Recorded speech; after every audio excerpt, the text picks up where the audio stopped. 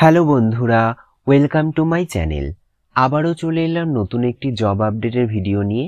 তো চলুন দেখে নেওয়া যাক আজকের বিজ্ঞপ্তিটি কোথা থেকে প্রকাশিত হয়েছে, কিভাবে আপনারা অ্যাপ্লাই করবেন, কি কি এলিজিবিলিটি ক্রাইটেরিয়া রয়েছে, লাস্ট ডেট কবে রয়েছে, সমস্ত ডিটেলস।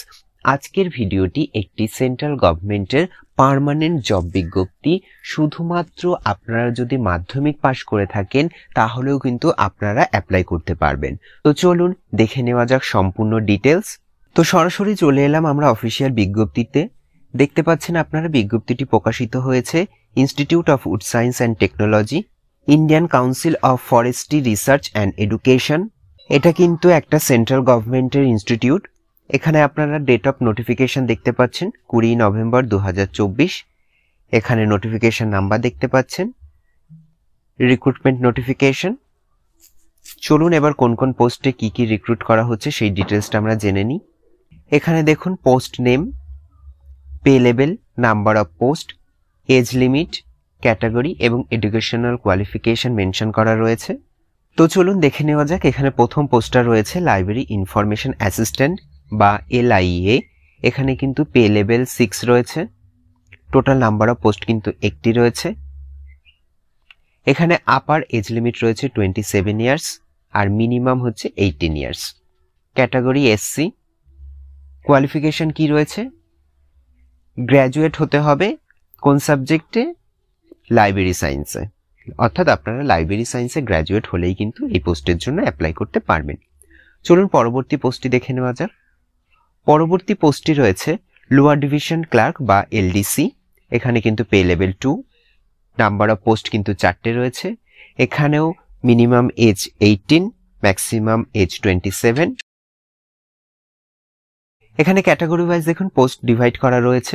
ইউআরদের জন্য 2টো, OBC 1, SC 1, টোটাল 4টে। কি কোয়ালিফিকেশন রয়েছে?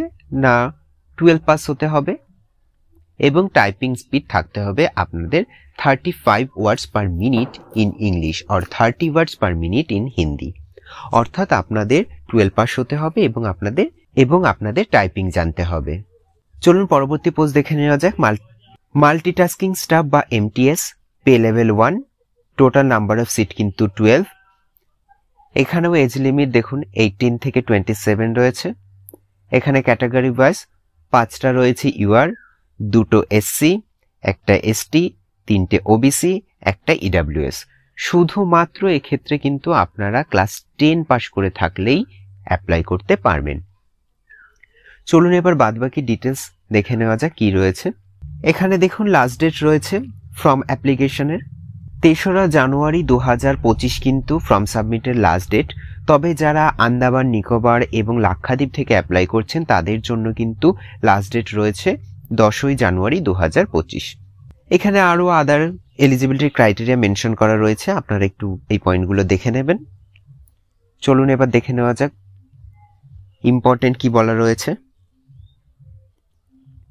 ইম্পর্টেন্ট রয়েছে দেখছেন এখানে অ্যাপ্লিকেশন ফি এর কথা বলা রয়েছে 9 নম্বর পয়েন্টে, যেটা হচ্ছে non refundable application fee 800 rupees for general candidate, 500 rupees application fees and 300 rupees processing fees.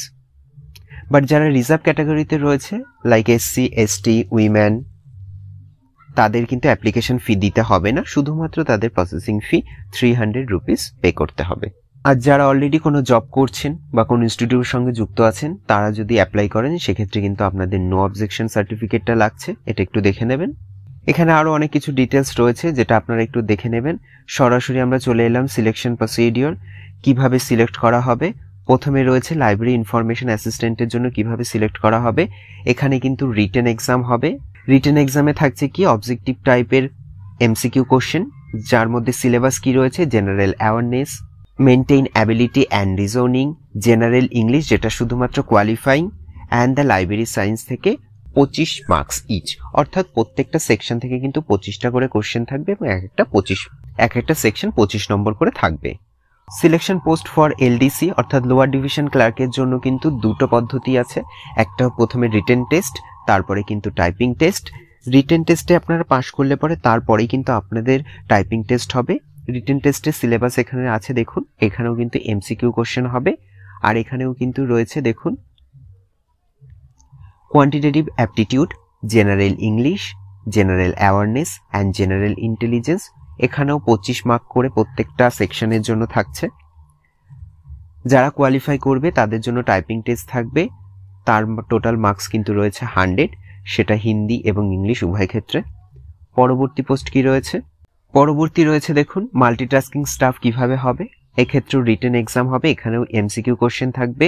General intelligence and reasoning, general awareness, numerical aptitude and general English qualifying, এখানেও 25 মার্ক করে ইচ সেকশন থেকে থাকবে। এখানে দেখুন এক্সাম টাইম ডিউরেশন দেওয়া রয়েছে 3 ঘন্টা কিন্তু রিটেন এক্সামের। প্রত্যেকটা সঠিক অ্যান্সারের জন্য কিন্তু আপনারা 1 নাম্বার করে পাবেন, তবে 3টে ভুল অ্যান্সারের জন্য কিন্তু 1 নাম্বার কাটা যাবে, অর্থাৎ 1/3 কিন্তু এখানে নেগেটিভ মার্কিং রয়েছে। আর এখানে আরেকটা ইম্পর্টেন্ট পয়েন্ট বলা রয়েছে যে আপনারা যে ভ্যাকান্সি পোস্টগুলো রয়েছে সেগুলো কিন্তু ইনক্রিজ হতে পারে বা ডিক্রিজ হতে পারে। তো মোটামুটি এই ছিল আজকের বিজ্ঞপ্তি সম্পর্কিত বিস্তারিত আলোচনা। ভিডিওটি যদি আপনাদের একটু হেল্পফুল বলে মনে হয় তাহলে চ্যানেলটিকে লাইক, কমেন্ট, শেয়ার করে অবশ্যই পাশে থাকবেন এবং সবার আগে এরকম নতুন নতুন বিজ্ঞপ্তির আপডেট পেতে চ্যানেলটিকে সাবস্ক্রাইব করে পাশে থাকা বেল আইকনটি অন করে নেবেন। ধন্যবাদ।